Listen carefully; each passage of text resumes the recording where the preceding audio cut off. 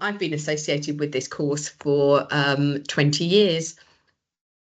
It was something that came out of, if you're interested in origin stories, managing successful programs, where we talked about managing multiple interdependent projects. But they create a lot of tangible change. But how do we actually make the shift to new ways of working? And actually thinking about all the different theories and models of change and how we could build a life cycle for that was the origins of version 1 of this course. Version 2 started in 2014 and has been with us for 10 years, and we moved to version 3 in September of last year. So it's we're now onto that new iteration, and that's what I'm going to be taking you through in this course. So if I pick up the story, I've been doing a few of these sessions, and I've sort of highlighted that perhaps we want to gain a qualification that evidences knowledge and experience. This is sort of the area for us. It is much more about the fundamentals, the theories and models, whereas some of the other qualifications I've talked about are much more about very practically hitting the ground running. I think you have to be careful about the trainer that you get, because what you want from them is 2 things in this course. Number 1 is that they elevate everything they're talking about to show how it applies to a world of multiple simultaneous changes. We are no longer in the world where we can just talk about change as if there's only one change happening, and when we get to the end of it, we'll get to that magical sort of moment where we can gather our breath, you know, in that plateau, if you like, where we can go, oh, thank God that's done. That's not how it works anymore. And I think you have to make sure that your trainer is prepared to really dig in and answer the difficult questions, because working in multiple simultaneous change is hard. So I'll talk about that a little bit more when I get into the contents. What I thought I'd do before I did any of that, though, is talk a little bit about your orientation, your reasoning for why you want to take this course. And I think a way to do that is to look at the risks of not managing change and the benefits of managing change. And I've got 7 headings, because I want to take a few minutes to do this, because I think it really helps build your own business case for why you want this particular training, because you're starting from the perspective of the value of change management is, and we're going to look at it in 7 different lenses.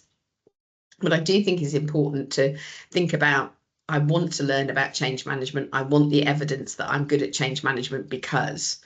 So thinking about scope, if we don't manage change, then what tends to happen is that change is just the tangible change. Hey, we're putting in a new system. Oh, we're moving to a new location. So we'll introduce new features, new functionality, new capability, but it won't include the new ways of working. Whereas the flip side is, if you are involved in these kinds of changes, you want the complete package. You want the new ways of working. You want to be able to create potentially the new culture, the new norms, the new environment in which people do their work. So what we want to do is make sure that whatever the tangible change is, that it's being assessed for its ability to create new ways of working. So one of the things that comes out of being someone who knows about change management is that you view every project and initiative in your organization probably more widely and more usefully. I think we have to think about an approach. The risks if we don't do change management is that team members can develop their own new ways of working, because we're shifting people to doing things in a new way. Hey, you've got to start using this system. Hey, we've given you new responsibilities, and they kind of work it out. But the thing is, their ways of working might lack a bit of consistency. They might not be best practice. And the risk is that you'll end up having to take them through another cycle of change to unlearn the bad habits when they were trying their best, but they're not working exactly as you want them to. Whereas with change management, the benefit is that we lead people through a systematic, comprehensive, consistent way of taking on board a shift to a new way of doing things. So we are more likely to get that right first time outcome. And we also can give people the support of working together because they've all got a common approach. Operational performance, the biggest risk if we don't manage change is that there are new ways of working adopted, but with insufficient practice. So you get mistakes, you get the need for rework, you get poor levels of sort of efficiency, productivity, and a very poor experience for anybody who's relying on the team. So that could be external customers. It looks chaotic, whereas the benefits of change management is that it is a planned approach. So we don't have to spend time apologizing for putting mistakes right, and therefore we're likely to get earlier benefits, earlier improvements. So thinking already, we talked about scope, the approach for staff, the operational performance. Which of these resonate most with you? Which of these are the drivers for more effective change for your organization, if you're a full-time employee, or if you're more on the consultancy side? Which ones do you think are resonating with your clients? Because this is the business case for you taking the qualification, I think. Financial performance is that if we don't manage the change as well as we could, we fail to realise the benefits. Whereas, of course, with change management, we'll get that early achievement of cost savings, revenue increases, whatever the financial benefits are that we're looking for, we're more likely to achieve them. We haven't got the operational chaos and therefore the operational cost of not managing change well. Customer and supplier relationships can be hugely damaged by poor change. Customers feel that things are shifting and they haven't been consulted or they haven't been notified. Suppliers feel like they're not part of the relationship. You can destroy any partner feeling by leaving suppliers on the sidelines as you try to cope with internal changes. If you don't take them with you, all of the idea that we're in this together, we're a partnership, is actually proven to be not true, and it creates huge amounts of resentment. Whereas if you can involve your customers and suppliers because you've got an approach to how you manage change, it's as long as you've got your own approach, you can bring people in because you can explain to them how you're going to be treating them, all the things you're going to be doing, how the work is going to be organised, the order of that work. People can feel part of that. They feel well informed. They can see their role in it, and they're more likely to be taking up that role and participating in the change as well. So you have the opportunity to increase customer satisfaction and engagement, increase supplier relationship quality, or destroy it, frankly. Now, if you're in the public sector, you might not think that this is too relevant, but certainly from a private sector perspective, competitive position, the risk of not managing change in an organised, constructive way is that ideas just take too long to come into operation. Competitors can launch their innovations earlier, more frequently. They're going to be gaining the customers, the revenue. Change management is actually a fundamental part of an innovation culture. And how many of us are involved in organisations who want to be more innovative, more flexible? If we have a well worked out routine for how we make change happen, then we can help our organisation match its delivery of change, its ability to work in new ways, is matched to the number of changes that it wants to bring in and the pace of change that it wants to bring in. So you can get those first to market advantages, but I passionately believe that you are building a competitive advantage with change management because the organisation has a capability of being able to introduce new ways of thinking, new ways of doing in a low risk, low cost way. And lastly, I have a real passion for the fact that I think having a change management capability and therefore bothering to upskill yourself in the change management practitioner qualification is a well-being advantage for the organization. When we don't manage change in an organized, structured way, we risk people feeling confused, left out, feeling that change is being done to them. They feel highly stressed. They may feel their jobs are threatened. They will withdraw their effort and that volunteerism that we rely on totally and utterly to get the change done. And of course, what happens is the talented team members then go off and apply for new jobs. We can create an environment within our organizations where actually team members enjoy the challenge of learning new skills, applying new techniques and technology.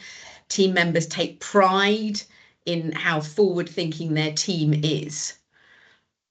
We can create a fantastic employee experience, and we can see that in our staff engagement surveys every year, or not. I'm sure you can add to those. Right? But those are 7 perspectives that I think are really helpful in reminding me why on earth am I interested in change in the first place. Specifically for this course, if you are coming to this course as an experienced change professional and you're thinking, why am I doing this? It's because there are some key benefits. Even though you've got lots of experience, it will give you the confidence you really do know what you're doing.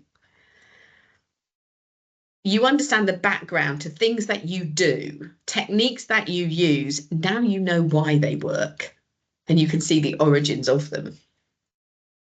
And because the practitioner syllabus is so comprehensive, I think it gives you a really good basis for doing a gap analysis to identify the things that you don't know or areas that you actually want to spend a little bit more time in.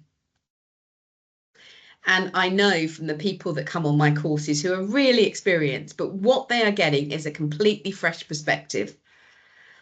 They might have been using these techniques for a long time and thinking, well, why am I learning this? I already know it. And then actually seeing it through the eyes of other people gives them a completely fresh perspective on its value or how they can do it in different ways to actually still use the technique, but keep it very current.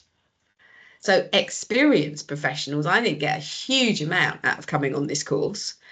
So if you think, oh, I'm doing this because I need to play catch up, and actually I need to get the certification that aligns to my experience, and that is a very valid reason for doing it, particularly when you're shifting to a new job. But I think you also get a huge number of genuine learning benefits from being part of it. And of course, there's also those who are coming new to change management.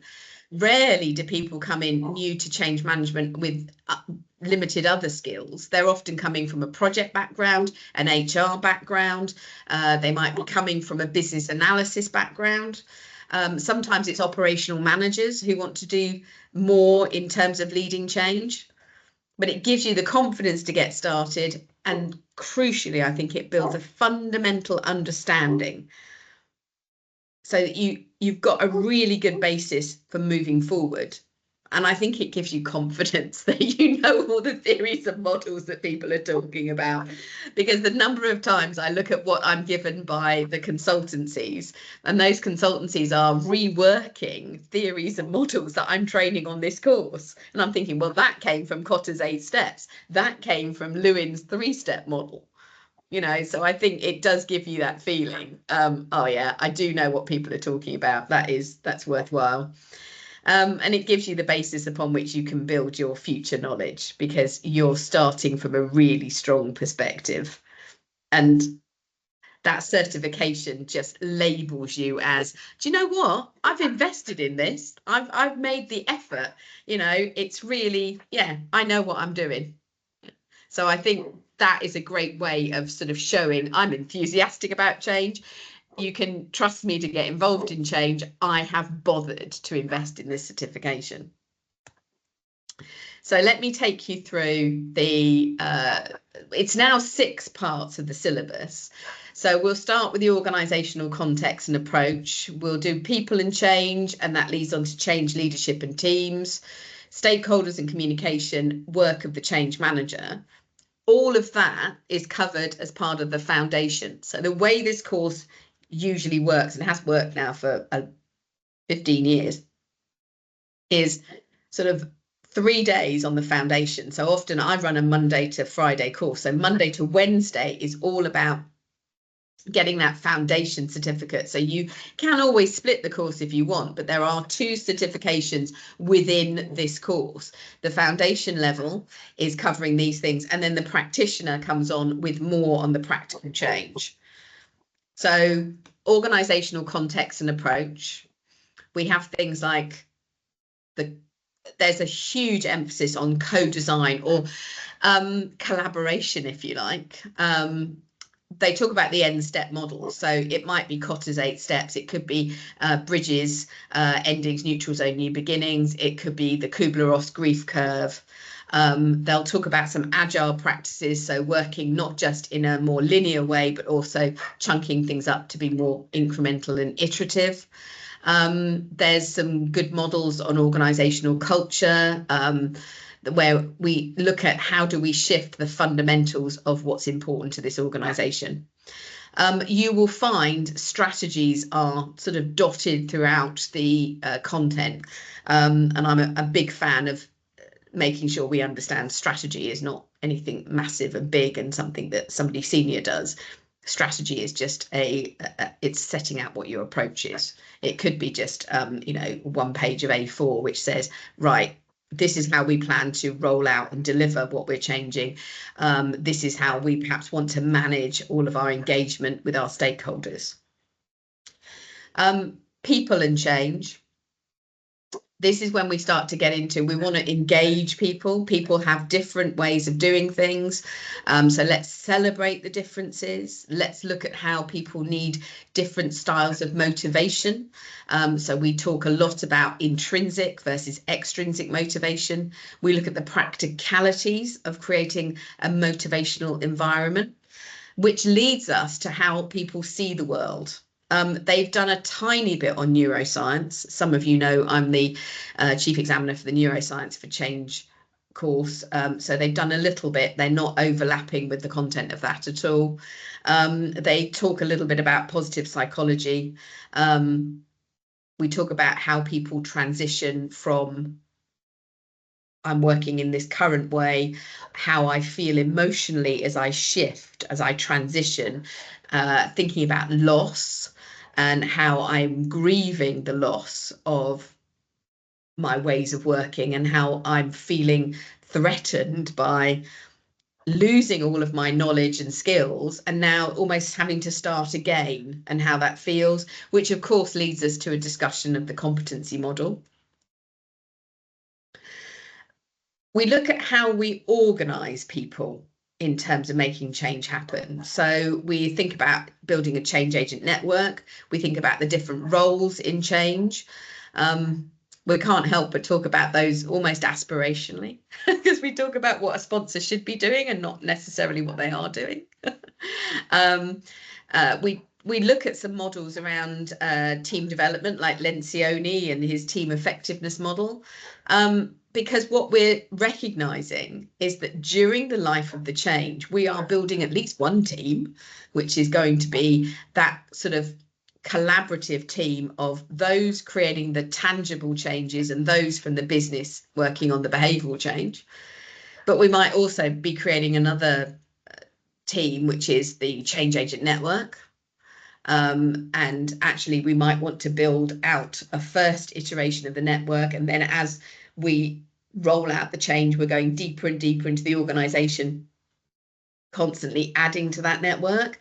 So how do we take that team, and as it grows, take it repeatedly through the stages of team development, which leads us on to the position of leaders And we're not talking hierarchical leaders here. We're talking about people who lead themselves and lead others through change, and how those leaders can have quite an impact on the culture of the organization and how change actually happens. We get into stakeholder analysis. We do quite a lot on the barriers to engagement, and therefore that leads you into capturing lessons learned, the things that you think are important, into your own engagement strategy. And we think about, what are we trying to do here, from tell to sell to fully engage. You'll see Kelman's model of sort of adoption goes all the way through here. So we talk about if we're telling people what to do, how they comply with those instructions, but how dangerous that is, because they don't really buy into it. There's no hearts and minds. And therefore, if there's a problem with some of those instructions, they'll just stop and go, I'm not changing, it doesn't seem to work. Whereas, of course, what we want to do is get people to internalize the change, work out for themselves exactly how it's going to work for them, and how they do their work and their work-life balance and their relationships with their colleagues and their career aspirations. Get them really engaged in thinking through the impact of the change and how they might want to change how they do things. And of course, that's backed up with an approach on communication as well. The work of the change manager, they did quite a lot on impact assessment. So we will spend time looking at, how do we identify the potential impacts? How do we scale those impacts and size them? What are the causes of resistance, and how do we then come up with an approach to overcoming all the different types of resistance? That's a really useful practical piece of work. And then we get into, we just scrape the surface, if I'm honest. Somebody who runs the change capability community, knowing that we talk about measures for change and data related to the progress we're making on a very regular basis. So we do scratch the surface here, and we talk about having a sort of data dashboard. I'm glad they've included it in the syllabus. I think there's a lot more we can talk about, but we start the conversation. And then when it comes to practical change, which tends to be on the Thursday, because on the foundation exam, it's a closed book exam. So you haven't got the book to refer to. So you've got to keep it all in here in your head. On Thursday, we're moving towards the practitioner exam, which is an open book exam. And so we can get into some other content where you don't have to sort of memorize, for example, the 9 steps of effective instruction, because it starts to talk about how training is deeply connected with helping people to learn new ways of working and to change how they work. We look at principles of co-design, we look at coaching, we look at the grow model in coaching, we look at handling conflict. But you don't have to memorize any of those pieces, because that's just for the practitioner syllabus. What I find is that it's, and this has been the feedback from all the people on my courses since I started running version 3, is that actually my job as a trainer has changed. Version 2, I felt like I was having to just teach you model after model after model. And there was so much in the syllabus, it was overwhelming. Whereas now I find that the explanations have been shortened and simplified on the models. So actually what we can spend more time on is, how do I signpost you to how things fit together and challenge you about how they fit together. So if we take a sort of a life cycle model of change, whether it's Kotter's sort of sense of urgency, guiding coalition, vision, or whether it's unfreeze, change, refreeze, whatever contextual model, then you start to look at, okay, but what are all the activities we need to do in terms of building teams and engaging people, and people like to participate in different ways. And then stakeholders and communication, how do we get people communicating?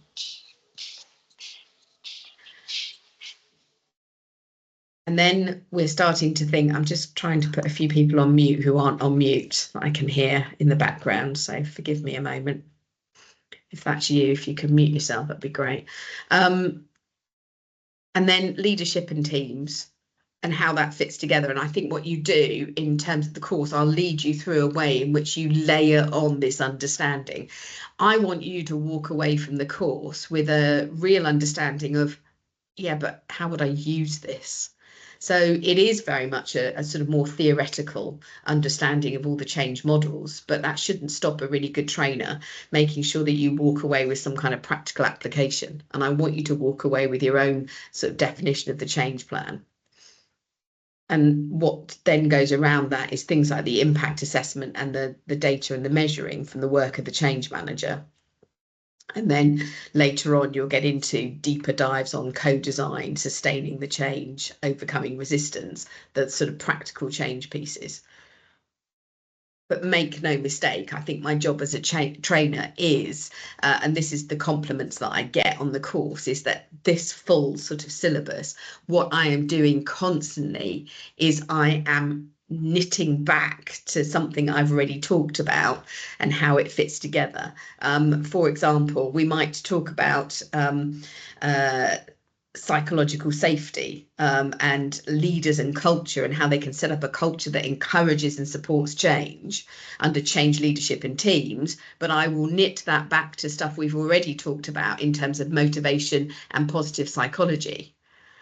I might talk about the impact assessment when we're talking about the work of the change manager, but we're then going to talk about the impact assessment and link that back to the delivery strategy, the change strategy. We might even link it back to, well, okay, then off the back of that, what kind of change agent network do we need?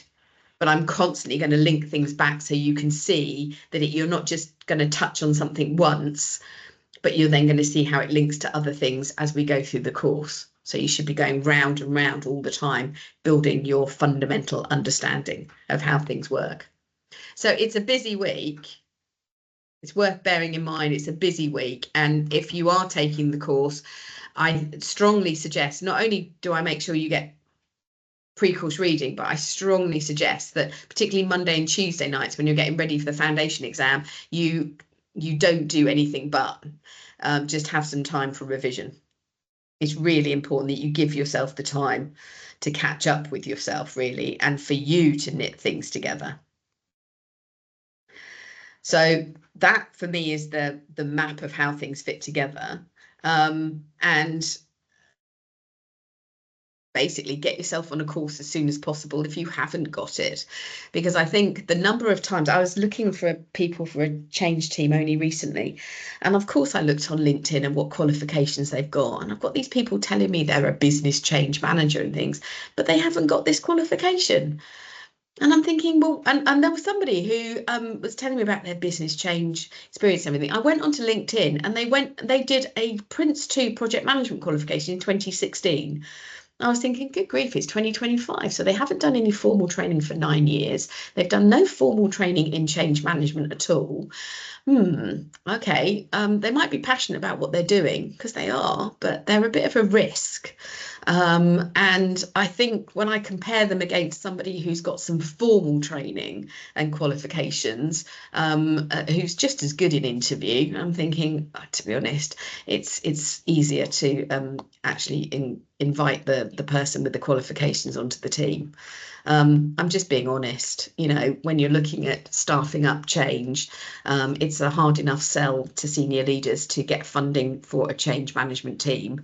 I don't want to risk inviting people who perhaps haven't bothered to evidence that they know what they're talking about.